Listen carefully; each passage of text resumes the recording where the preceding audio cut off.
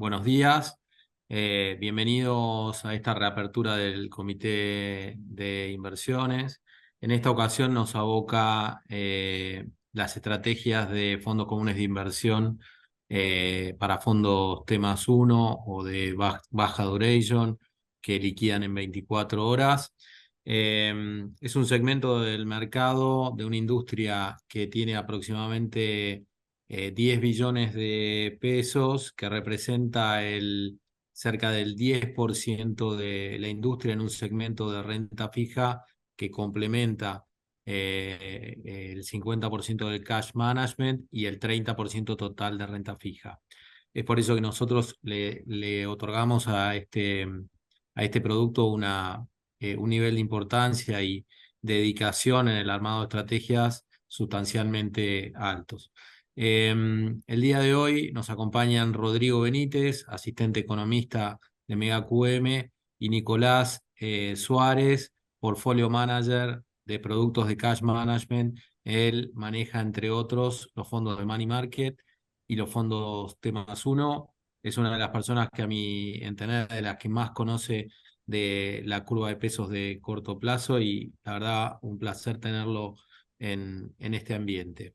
En las últimas semanas hemos tenido algunas novedades, sobre todo a partir del resultado del canje de deuda en pesos, más allá de toda la cuestión electoral que está teniendo lugar en la coyuntura económica. Y a eso se agregó la publicación del primer dato a la baja de inflación respecto a todas las subas anteriores que veníamos observando. En ese contexto, le paso la palabra a Rodrigo. La idea es, en un primer segmento, realizar un repaso de los fundamentos de los fondos temas uno, para luego sí pasarle la palabra a Nicolás y adentrarnos un poco más en el posicionamiento de mercado. Bienvenido, Rodri, te paso la palabra. Muchas gracias, Andrés. Buen día a todos. Gracias por estar del otro lado. Como siempre decimos en estos casos, lo primero que queremos hacer es entender los fundamentos del producto, ¿no? Para qué está pensado, cuáles son los objetivos que tiene y por qué lo recomendamos en un momento determinado, ¿no? Ustedes van viendo que en distintos momentos uno resalta más un producto u otro porque creemos que puede haber llegado el momento para aprovecharlo de mejor manera o para aumentar la participación que tiene dentro de nuestras carteras. Y ese es el caso en este momento con los fondos T+1, ¿no? Nosotros siempre lo definimos como un claro producto de cash management, ¿no? Está pensado en equiparar el rendimiento de un plazo fijo mayorista, específicamente de una persona jurídica, que es el grueso del volumen que uno tiene, dado el diferencial de tasas que hay en este momento entre personas físicas y jurídicas, y mantener la liquidez a las 24 horas, ¿no? Ese es el principal diferencial, la principal ventaja que tiene con respecto a un fondo money market, que es la primera comparación que uno hace. En este contexto macro, en el fondo, uno entiende que todos los productos de cash management tienen una relevancia muy alta. ¿Por qué? Porque con niveles de inflación, como decía Andrés, por primera vez a la baja en varios meses, pero todavía muy altos, estamos hablando de niveles de inflación de entre 7,8 y 8,4, los últimos dos datos. Preservar el valor del dinero, aún de muy corto plazo, por muy pocos días, es clave. Es clave. Entonces, ahí nosotros, para los manejos de liquidez, siempre tenemos el mix del producto de money market, para los que no quieran ningún tipo de riesgo de mercado, pero sabiendo que, dependiendo de los momentos, puede tener mayor o menor diferencial de rendimiento con un fondo como este T+1, que lo que hace es incorporar activos a mercado, ¿no? Incorpora activos muy, muy cortitos, pero que sí tienen valuación de mercado, por lo tanto, requieren una permanencia en el producto un poco mayor. Así como en el money market uno entra un día y puede salir al otro, y tiene garantizado el rendimiento en ese periodo por devengamiento de los instrumentos que tiene adentro. En un T+1 se depende de la evaluación de mercado, pero como son activos muy, muy cortos, esa volatilidad es baja, y hoy estamos recomendando una permanencia mínima de 2 semanas. Por lo tanto, en ese plazo, entre las 2 semanas hacia adelante, para manejos de liquidez de corto plazo, es un producto ideal. Les decía, para nosotros El incentivo aparece sobre todo cuando hay un diferencial alto entre el rendimiento que ofrece el fondo T+1 y el rendimiento que ofrece un money market. Y así lo lee el mercado. Cuando eso sucede, los flujos empiezan a moverse en esa dirección.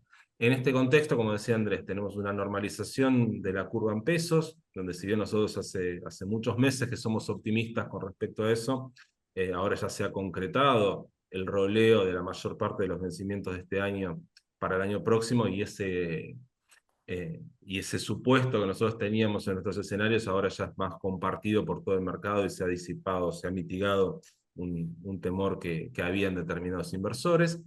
Y por otro lado aparece este dato de inflación que comentaba Andrés, que ayuda en términos de evaluación. Veamos cómo, ¿no? Decimos, el objetivo cuando uno mira estos fondos es entender ese diferencial de rendimiento y los factores que lo componen y cómo pueden jugar hacia adelante, ¿no? Acá nosotros mostramos, yo les decía, la clave para los fondos T+1 es el diferencial de rendimiento que obtienen con respecto al money market. Entonces, aquel que tiene la disponibilidad del dinero por estas 2 semanas que planteábamos como mínimo, tiene la opción de acceder a ese diferencial de rendimiento. Que en algunas partes eh, de los últimos trimestres ha sido bajo. Fíjense, en el cuarto trimestre ese diferencial de rendimiento en nuestros fondos era de 5,7 un fondo T+1 contra 5,2 un money market. En el primer trimestre y en la medida que fueron subiendo las tasas, sobre todo las del Tesoro, cuando se produce una brecha mayor entre el rendimiento de los instrumentos del Tesoro y el rendimiento de los depósitos, esta brecha se amplía. Fíjense, pasó a ser 0,6 puntos en el primer trimestre, y si ya miramos el segundo trimestre de este año, estamos en 1,5 puntos de brecha. Estos son rendimientos promedios mensuales, ¿no? Cuando uno mira el acumulado en este periodo, estamos analizando últimos 3 trimestres, y la verdad me encuentro con un diferencial ya de 12 puntos. Entonces, hay un diferencial de rendimiento. Cuando uno mira la serie entre uno y otro y el spread, son muy pocas veces las que son los periodos en los que son negativos, y en general automáticamente se recupera y tenemos este diferencial de rendimiento. Decíamos, ofrece un plus de rentabilidad, siendo todavía un instrumento de cash management para liquidez en muy corto plazo, y que tiene una estrategia que lo diferencia de otros fondos, que es básicamente una duration muy cortita, ¿no? Hacíamos instrumentos muy cortos, ahora nos va a explicar Nico bien cómo están armados, pero acá lo que mostramos es justamente eh, ¿por qué un T+1 en estos contextos? Porque el spread de rendimiento que tienen contra un money market está en niveles altos, y cómo hacemos para minimizar el riesgo de volatilidad que tiene, trabajando con instrumentos los más cortos posibles. Fíjense, cuando uno mira esto, dice el 70% de la cartera tiene una duration menor a 2,5, ¿no? A 0,25, en realidad 0,25 años. Es muy cortito, ¿sí? Estamos abajo, productos en general que están en una duration de 80 días, ¿sí? Son muy cortitos estos productos. Cuando vemos un fondo SER, por ejemplo, tiene instrumentos más largos dentro de la curva. Recién el 100% aparece en duration de 1 a 1,5, cuando el T+1 completó mucho antes. Ni hablar de los productos Dollar Link, donde nosotros tenemos una visión un poquito más larga, pensando en el año próximo, y se termina de cargar con instrumentos que están en el último tramo de esta curva que yo les muestro acá. En definitiva, es un producto que genera un diferencial de rendimiento por sobre el money market, que requiere una permanencia mínima de 2 semanas para entregar ese premio y asegurarse que el devengamiento ya es positivo y comparable con el del money market, y que para minimizar la volatilidad que pueda tener, nosotros estamos trabajando con una estrategia de duration muy corta. En términos de sentiment, nosotros decimos sentiment, cómo lee el mercado estos productos y en qué momento les genera a los inversores mayor atractivo, ¿no? Y uno vio que hubo meses de flujo negativo. Esos meses de flujo negativo, ¿dónde estaban concentrados? En los periodos donde el mercado tomó fuerte cobertura cambiaria, donde se priorizó otra cosa, no solo el manejo de la liquidez de corto plazo, sino la cobertura cambiaria, donde los spreads con respecto a los money market eran más bajos. Y ahora vemos que apareció atractivo de nuevo. ¿Por qué? Por la resolución del rollover de la deuda que comentábamos antes, por una menor presión inflacionaria. que hace que uno tenga expectativas por los próximos, diría, 30, 45 días de tasas absolutamente estables, ¿no? El central no tendría incentivos con la inflación un poco a la baja, como fue mayo y como parece que va a ser junio, para generar nuevas subas de tasa. Entonces, estos instrumentos empiezan a cobrar mayor atractivo. Y así lo leyó el mercado. Fíjense cómo en junio vuelve a tener flujo positivo los fondos T+1. ¿Sí? Y eso acompañado con un rendimiento, esto es de la industria, antes yo les mostraba los rendimientos de nuestros fondos, acá estamos viendo cómo lee el mercado y cuáles son los rendimientos globales de la industria en esa categoría, cómo la industria va tomando este premio diferencial que ofrece el fondo T+1 con respecto al money market. En definitiva, ¿por qué uno podría tener hoy una mayor participación de estos fondos? Porque buscamos la manera de aquellas necesidades de liquidez de corto plazo, tratar de sacarles el mayor rendimiento posible, equiparando lo que es el rendimiento de un plazo fijo, pero manteniendo esa liquidez a las 24 horas. Y vemos en este contexto, con instrumentos de la deuda que están más estables, sin presión a la suba de las tasas de interés, vemos que puede haber atractivo para alocar una parte más alta de nuestra cartera en este tipo de productos. Así que esto es para entender un poquito cómo vemos nosotros los fundamentos de estos fondos, cómo los entendemos en términos de evaluación y cómo están generando rendimiento y cómo los está leyendo el mercado. El objetivo ahora es que Nico nos pueda contar cómo están armados nuestros fondos de T+1. Nico. Bueno, dale, buen día a todos. Permiso, paso a compartir. No sé Ah, si me permitís, Rodri. vale.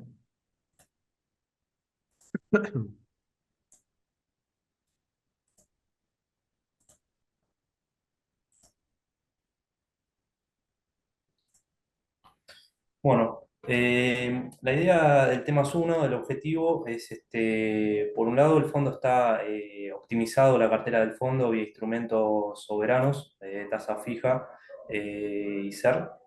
También tiene ONs y fideicomisos, son instrumentos de corto plazo. Hoy nos posicionamos en el segmento T+1 con 10.000 millones, estamos entre los principales fondos T+1. Tenemos una calificación AA y de forma persistente nos ubicamos dentro del primer cuartil de fondos comparables T+1. Algunos números para tener en mente, que es la TIR proyectada del fondo está en 145, tenemos Valar más 0,80 y 80 días de duration. Hoy un plazo fijo mayorista está en 138 de TIR, y la idea de este fondo es optimizar la liquidez. Cuando un inversor tiene una posición de liquidez transitoria o permanente, es diversificar su liquidez entre el money market y el T+1. Hoy el T+1 tiene 20 puntos de TIR de diferencia con un money market. No es para invertir como estrategia de largo plazo, sino ahí sí buscaría otro fondo como SER o Dollar Link. Esto es para optimizar la liquidez. Podemos ver la evolución del valor de cuota, o sea, el rendimiento del T+1 contra la Baldar en un periodo largo de 12 meses y year to date. Tuvimos un diferencial de 5 puntos y de 14, mirando plazos cortos y un plazo más largo. Y después pasando a mercado, esto es el vencimiento de la deuda en pesos del Tesoro. Es importante esto para los T+1, ya que le quitó un fuerte factor de incertidumbre, que era el rollover de la deuda en pesos. Con los canjes que hizo el Tesoro, parte del vencimiento del 2023 se pasó al 2024. Así que le quitó presión a la deuda en pesos. Esto es algo favorable. Se ven las curvas. Por un lado vemos LEDs y LECERES, las LECERES con inflación proyectada, o las LECERES ajustan por ser, LEDs tasa fija, y por otro lado el spread de las LECERES se ve que tanto en LECERES como las LEDs, el rollover y los canjes hizo que estén con spread negativo las LECERES, y las LEDs comprimieron niveles de 140, 150 de TIR. Hoy la inflación proyectada en cuanto a las LEDs y las LECERES está en 7,20. Hay un piso estructural de 7 de inflación, parece difícil que quiebre eso. pero bueno, es un panorama por lo menos más alentador que hace unos meses atrás, que la inflación esté desacelerando. Para ver las carteras, por un lado, al lado izquierdo tenemos el T+1 Mega QM y los comparables T+1. El principal desvío, cuando digo desvío, es qué posición tengo más cantidad o menos cantidad con respecto a los comparables. Están títulos públicos soberanos, tenemos 83% contra 60% los comparables. El objetivo es, por un lado, primero tener un rendimiento equivalente o superior a la Baldar. El segundo, tener un rendimiento superior a los fondos comparables T+1. Para eso se toman estos desvíos por tipo de activo y por tipo de ajuste. Ahora, viendo la composición por tipo de ajuste, el principal desvío lo tenemos en SER, tenemos 46% contra 15% los comparables, 24% de tasa fija contra 43% los comparables. Esto fue rotando la cartera, mirando la cartera 6 meses atrás o un periodo más corto, el 85% de la cartera estaba por SER. Esto era porque la inflación estaba acelerando y el SER comprimía spread. Último dato de inflación, se aceleró y se fue rotando parte de la cartera a instrumentos de tasa fija. Después viendo por tipo de activo, ya seleccionando las especies, dado que la inflación desacelera 30 días, la cartera prefiero estar en tasa fija, no hay instrumento de todos modos SER que capture 30 días, pero para colocaciones más largas, 60, 90 días, tengo desvíos en la parte de SER. 30 días, por ejemplo, es esta especie, de julio y septiembre y agosto, lo tengo en SER. Bueno, esto por el lado de la cartera. No sé, Andy, si quieren agregar algo más o ya directamente quieren hacer alguna consulta acerca del fondo. No, estamos para respetar los plazos y cumplir con la media hora. Abrimos a preguntas. Mientras me las van pasando, yo rompo el hielo y les hago la primera. Rodri, en ese sentido, quería consultarte algo que comentaste respecto a la evolución de la deuda del Tesoro en pesos y la situación que hablamos de canje de deuda. ¿Cómo encontrás vos que es hoy la salud del rolling de la deuda del Tesoro? Si ha cambiado o encontrás que las probabilidades de repago han mejorado sustancialmente. ¿Cómo evaluás esa situación de cara al posicionamiento de los fondos T+1? Bien, primer punto, sabes que tenemos una visión siempre constructiva con la deuda en pesos, ¿no? En el sentido que creíamos que la solución era monetaria y en ningún caso veíamos riesgo alto de reperfilamiento o algo por el estilo.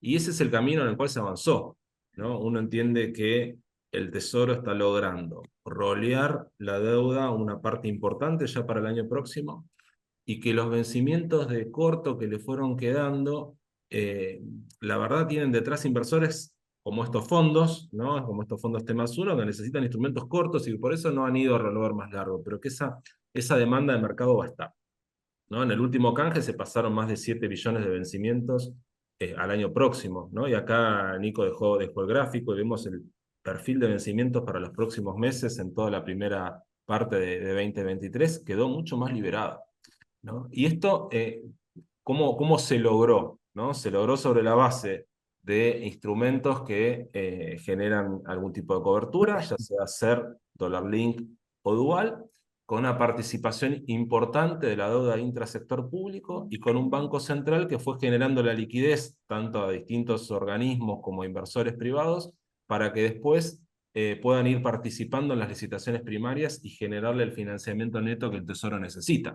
Entonces uno mira y dice, la problemática de pesos del Tesoro es la suma de la cantidad de pesos que necesita para cubrir su déficit primario más el rollover de esta deuda.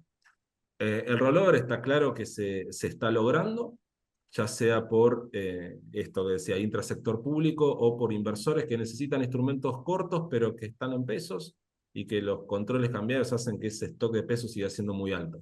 O sea que por esas dos vías está resuelto. Lo único que nos queda monitorear de acá a fin de año es que la necesidad fiscal se mantenga dentro de determinados parámetros y no genere más presión. Si no, con estas condiciones como están dadas, nosotros creemos que no tenemos un problema de corto plazo con la deuda. Simplemente era un tema de ir acomodando los vencimientos como lo fueron haciendo. Y ahí es donde este tipo de instrumentos empiezan a tener más atractivo, ¿no? Porque no tengo el estrés del rollover de corto plazo y además puedo ir, si bien le sumo algo de riesgo de mercado a un inversor que por ahí está en un money market, también le sumo algunos instrumentos que ofrecen coberturas ante distintos escenarios que sí son más probables, como puede ser niveles altos de inflación o ritmos de ajuste del tipo de cambio más elevados, ¿no? Y la curva de deuda de pesos del Tesoro ofrece ese tipo de coberturas. Sí, agrego para complementar, Rodri, que en línea con lo que decís, la parte larga de la curva en pesos, que no es materia de análisis hoy, pero que resulta a continuación de todo lo que es tramo de LCRs, LEDs y activo de corto plazo, ha comprimido a niveles de 10 y por debajo de 10% luego del canje de lo que señalabas, ¿no? Dando lugar a un aumento muy fuerte de la actividad de la deuda soberana y creemos que esto se va a sostener. Aprovecho, Nico, y quería consultarte de cara a la explicación de la conformación de la cartera. ¿Qué porcentaje alocarías hoy respecto de una cartera global a fondos T+1, fondos de liquidez? ¿Cómo observarías eso y lo recomendarías para inversores? Bueno, el fondo T+1, que va en la parte de liquidez, va a depender un poco de cada inversor particular, pero entre 5 y 10%, dependiendo de la liquidez de cada inversor particular, lo mantendría ahí. Esto es para optimizar el money market. O sea, cuando sabes que vas a estar un periodo de 2 semanas, como mínimo, pero vas a necesitar la disponibilidad en 24 horas pasado las 2 semanas, eh, cambiaría money market por T+1. O tener un rendimiento de un plazo fijo y no estar 30 días como mínimo es algo, me parece muy interesante con respecto a money market. Eh, Así que mantendría esas proporciones. Clarísimo. Em, De cara a lo que comentaba y explicaba Rodrigo, Nico, ¿cómo ves la evolución de la cartera respecto a la composición que tuvo durante el primer y segundo trimestre del año en cuanto a ponderación SER y la estrategia que estás pensando llevar a cabo hacia adelante, producto de la publicación del último dato SER y aquello que se conocen datos de alta frecuencia de inflación? ¿Cómo estás pensando la cartera hacia adelante? Agrego, y si querés algún comentario respecto de que se conocieron los instrumentos a licitar durante esta semana, y si querés después charlamos un poco aquellos que serían susceptibles de ser licitados por los fondos T+1. Bueno, en base al último dato de inflación, que fue el primer dato de desaceleración después de varios meses, hubo una rotación de la cartera. La idea de seguir es cambiar SER por tasa fija, que la inflación no se haya acelerado o que no siga acelerándose o haya bajado, da una estabilidad a la tasa de política monetaria. Eso es favorable para estos fondos T+1, le quitan volatilidad. eh, y si la tasa de política monetaria es estable, el Tesoro tampoco tiene que convalidar más tasa en las licitaciones. Pasa a ser interesante ahora para los T+1 las LELITES que emite el Tesoro, que son instrumentos que son exclusivos para fondos. Son instrumentos muy cortos, tienen 20 días con 142 de TIR. Así que es probable que parte de eso, de la cartera de SER, pase a más corto de tasa fija. Los instrumentos SER que tenemos van captando los distintos datos de inflación, eh, agarran uno o dos datos de inflación, así que son cortos y en la medida que se vayan haciendo tasa fija van a quedar ahí, por lo menos por ahora. Esa es la idea con la cartera. Bien, Rodri, yendo un poquito más allá y profundizando un poco más la cuestión de la publicación de datos de inflación y lo que viene hacia adelante en relación al próximo dato. ¿Vos creés que si efectivamente se confirma niveles levemente más bajos que los publicados en el último mes, podríamos pensar en alguna baja de tasas? ¿O cómo analizás esa situación? Mira, es una pregunta que uno se hace permanentemente, pero en realidad uno en estos casos recomienda ver también cómo se manejan estos temas en otros bancos centrales, ¿no? Porque yo estoy convencido que un error grave que cometen a veces algunos bancos centrales es anticipar el momento para iniciar un proceso de baja de tasas, ¿no? La política monetaria tiene un rezago en ser efectiva, en generar efectos sobre la economía real, sobre el nivel de precios, sobre las distintas variables, bastante alto, ¿no? Siempre se habla de 4 a 6 meses. Entonces, si uno o dos datos de inflación acompañan, la verdad, uno debería pensar que eso implica que las tasas están en un nivel adecuado y debería sostenerlas un poquito más de tiempo antes de iniciar un proceso de reducción. Por eso creo que si tenemos todavía inflaciones de 7, seguir hablando de tasas de política monetaria de 8 no requerirían en el corto plazo que se inicie rápidamente un proceso de baja. Sobre todo en una economía como la Argentina, donde no solo miramos la inflación, sino que la tasa tiene mucho más influencia sobre el nivel sobre la demanda de dólares, ¿no? Y estamos en general mirando más el ritmo de depreciación o la brecha que la inflación. Entonces creo que en ese contexto, estando todavía en un proceso electoral, esperando un cambio de gobierno, creo que la política más prudente del Banco Central sería sostener las tasas actuales por lo menos un par de meses más, hasta que efectivamente vea una consolidación hacia niveles de inflación más bajos. Que me preguntas a mí, y a nivel mercado uno no está esperando eso todavía, ¿no? Creemos que la inflación reacciona cada vez que hay saltos en el nivel de brecha, como tuvimos con el 8,4 de mayo, que es la respuesta a niveles de aceleración de la brecha de fines de abril y mayo. Y después cuando uno la analiza en términos estructurales, está bastante consolidada en el andarivel del 7% que estamos viendo ahora. No vemos todavía fundamentos como para que la inflación pueda ser mucho más baja. Entonces, en ese contexto, con un piso alto de inflación estructural y no habiendo consolidado el proceso de desinflación, iniciar un proceso de baja de tasas no parece todavía recomendable. Sí, agrego a eso que tenemos todavía una situación electoral que, digamos, estamos ingresando en un periodo en el cual hacia agosto tenemos la celebración de las PASO y luego las elecciones de cara a octubre, más el cambio de gobierno. Es decir, vamos a entrar en un periodo electoral de extrema volatilidad que puede tener un impacto grande siempre en precios, de acuerdo a las sorpresas que vayamos observando, y eso sumado a la política cambiaria que podamos analizar en los próximos meses. Para terminar, dado que estamos ya dentro de la próxima media hora, Nico, última pregunta. Mencionabas la incorporación de las LELITES por primera vez en la cartera T+1 a partir del atractivo que representa versus la curva ACER. ¿Hay algún instrumento que considerarías adicionalmente o te gustaría tener en las licitaciones primarias de cara a lo que comentaste? ¿Crees que podemos ver alguna reapertura de instrumentos que no tengamos hasta la fecha?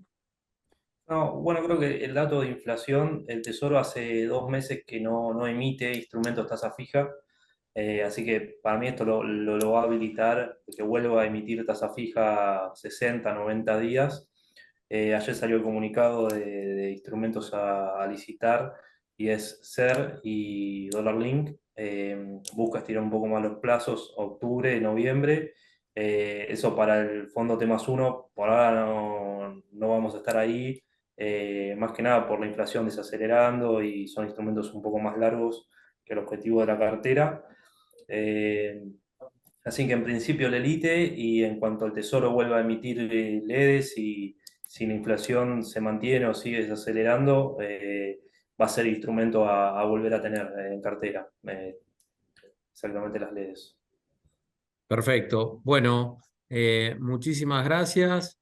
reiteramos como conclusión un portafolio para mantener en un 10% de las carteras que requieren de liquidez para obtener un nivel de rentabilidad superior a la Badlar o a los plazos fijos comparables, con extremo nivel de liquidez. Somos muy flexibles en cuanto a los horarios, con lo cual lo que recomendamos allí es que hablen con nuestros asesores comerciales y la idea es atender todas las necesidades de acuerdo a los objetivos de nuestros clientes. Muchas gracias y nos vemos en la próxima. Saludos.